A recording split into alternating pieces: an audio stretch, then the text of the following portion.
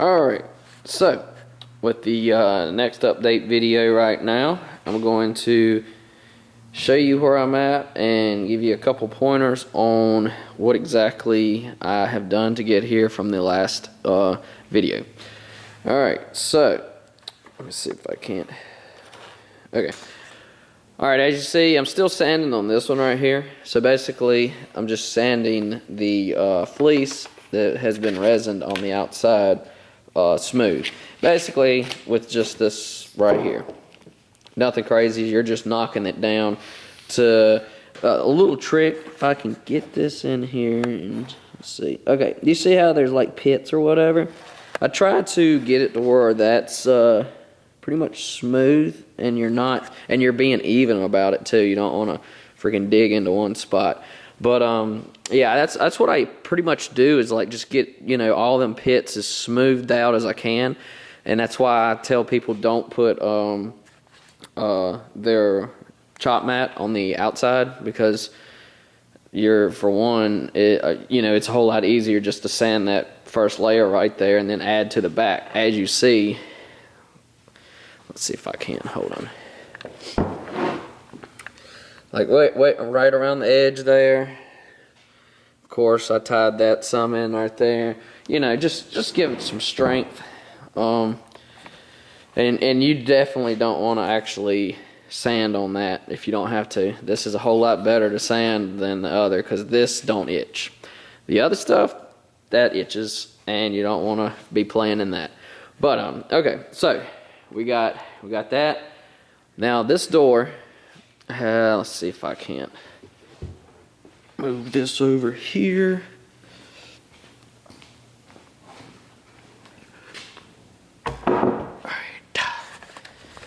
Alright, so that's what we got so far on this one. Make sure this thing's in focus. Alright, so as you see, put some Rage Ultra Body Filler in the spots that needed, especially getting this smooth down through here. Put some down the actual seam connecting this MDF piece to this, just to give it a nice little transition and all. Of course, you know, all that's one now, pretty smooth. Tied this back piece right here in. Pretty much, you know, got it all looking good so far. I'm gonna, like I say, hit it with some gray primer, and then kind of give it a look, and you know, that'll kind of give us an idea on what we need to sand next. So back to this. I know I already done it on the other one, but these, all right, we're gonna do this in a little step here. Of course, see how this is pretty much. Alright, this goes for the bottom one too. It's the same thing, so we'll just knock two birds out with one stone. Alright, let's see if I can find that. Okay, so from 12-volt tools, they have this bit here. If I can zoom in.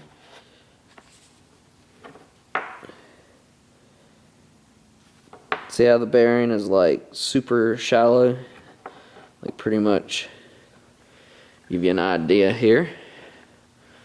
This is a trick that I use.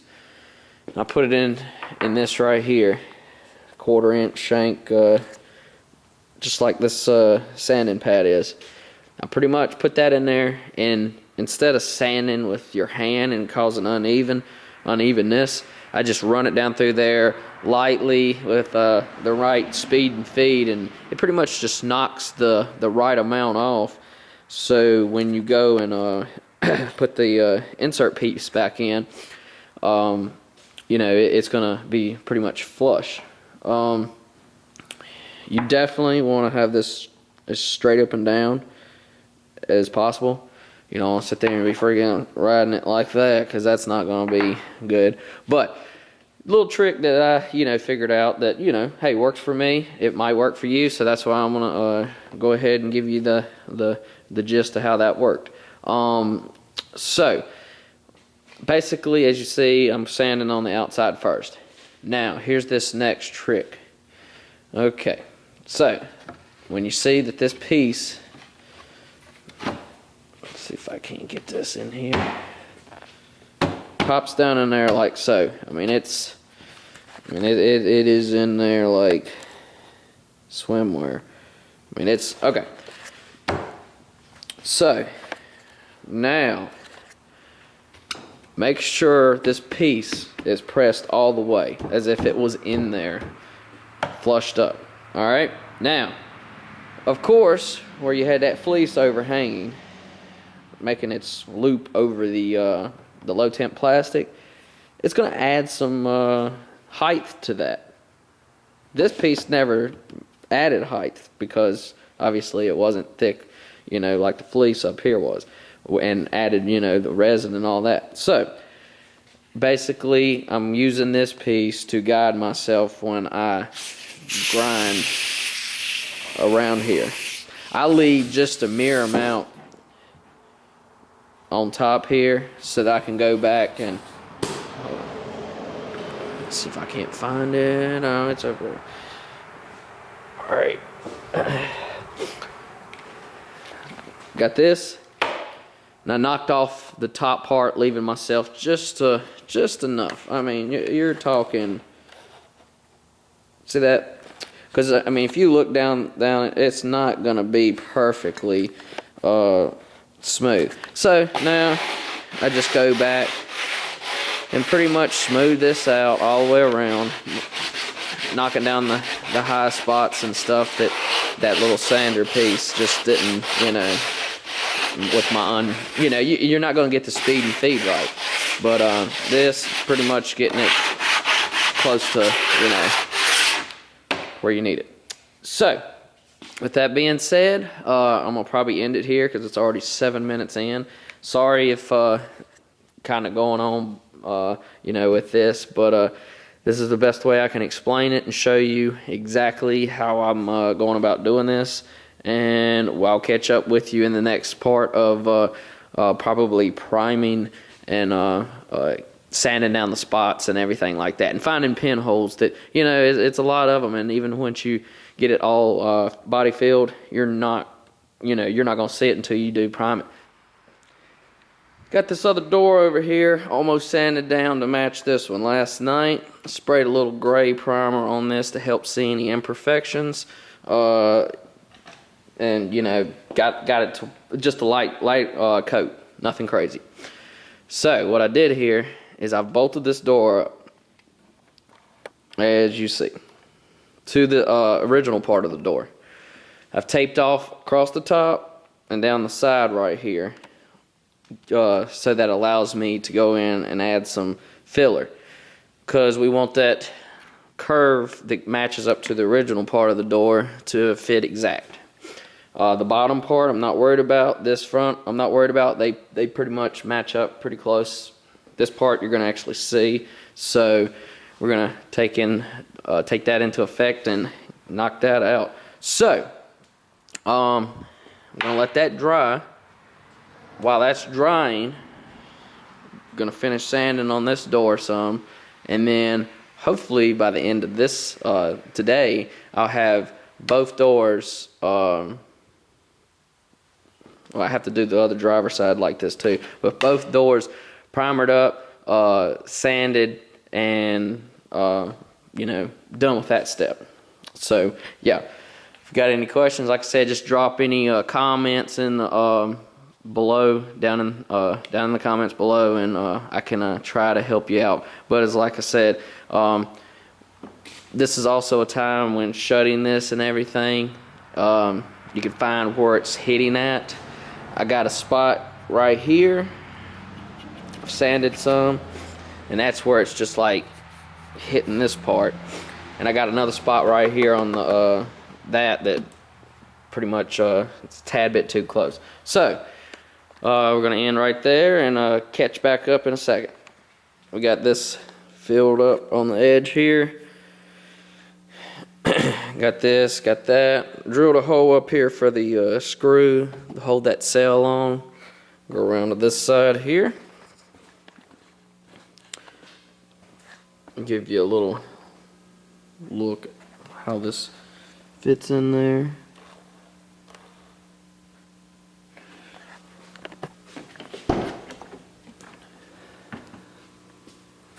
Big old door. But yeah, same on this side. I'll just let that dry overnight. Nice little curve on the doors here. But yeah, as far as this little button thing goes, we'll just get something that pops in there that can either paint or whatever to match. But as far as that, we're heading in the right direction on this. Appreciate y'all watching, and like I said, if you have any questions or whatever, you know, just drop them in the comments on each of the videos that I'm talking about, such as this one with, you know, what I'm talking about in the video. Don't be switching up on me and going back to something previously updated and talking about it. But yeah, as far as that goes, yeah, not much else. Like I said, I'm gonna leave these to be overnight and should be good to go tomorrow, and I'll get back with you. As you see, I've sanded some with the primer and all, and I've test fitted, but now I'm going to start adding on to this top part, because I do need to put my door handle and switches somewhere. So what I'm going to do is I'm going to take this 1/2 inch piece of MDF, and I have this 1/8 inch piece of mirrored plexi. I'm going to come over here and show you exactly what that is. It's basically what I had inside my wall. It's 1/8 inch mirrored. So I added that 1/8 inch in there so that when I body fill up to that extra height is giving me some allowance to sand down, and I'm not like on that edge of, you know what I mean, for an insert. So it'll fit flush in there. I'm gonna use, they have these things from Mobile Solutions that pretty much I got them when they first came out, and these are plastic. They make them metal now, but well, aluminum or whatever the other one. They aren't plastic, but yeah, Mobile Solutions offers these, and it's basically different shapes.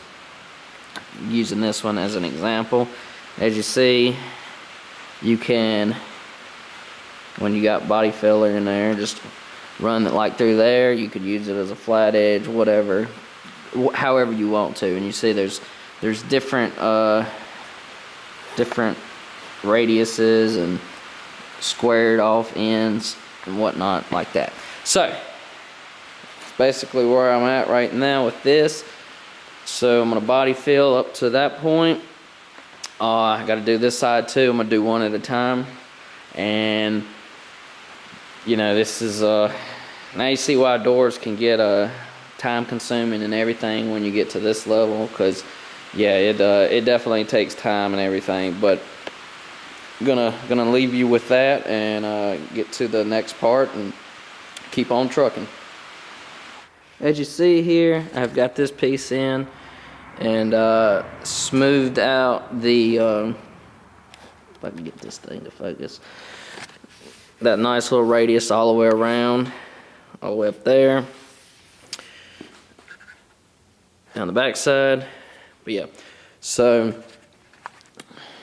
right here I have not sanded yet, so basically just knocking down the high spots or whatever. Usually just kind of get in there and use your finger to contour to that original radius where I used the this right here. As you see, that gave it a nice little radius. But like I say, I'm gonna finish sanding on this one. Might have to apply just a little more filler in a couple spots. But as far as this one goes, this one right here is like legit. Hold on.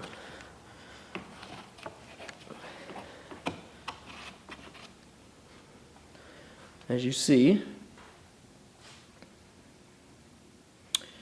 Nice little spot.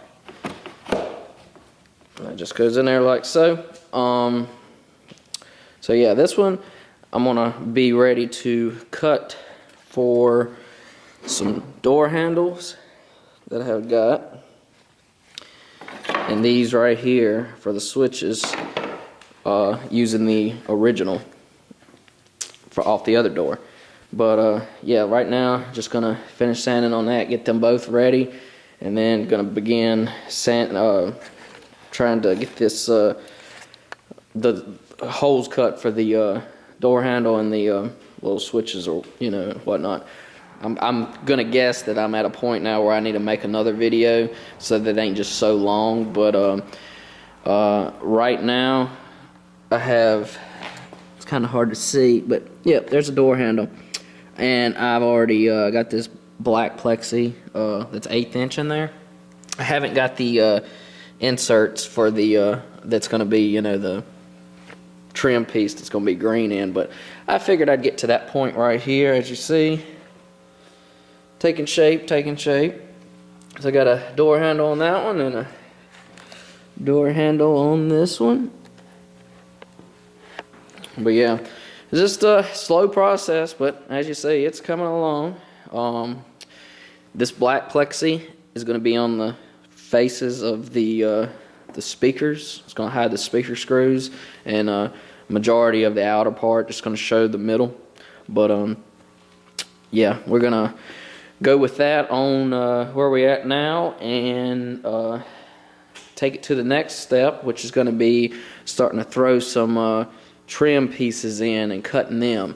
And I'm gonna have to get some more black acrylic plexi for these right here. But yeah, as far as that goes, just coming up with a little design or whatever, that's going to be appropriate and match for the theme of the grills and whatnot. But yeah, like I said, looking forward to finishing these up. They should be pretty dope when they are finished. So yeah, like I say, if you got any questions or whatever, been trying to guide y'all in the best direction and give you any tips and hints that I can as I go along. But yeah, just bear with me, and hopefully you'll see this whole thing come together and it'll be a finished project. So yeah,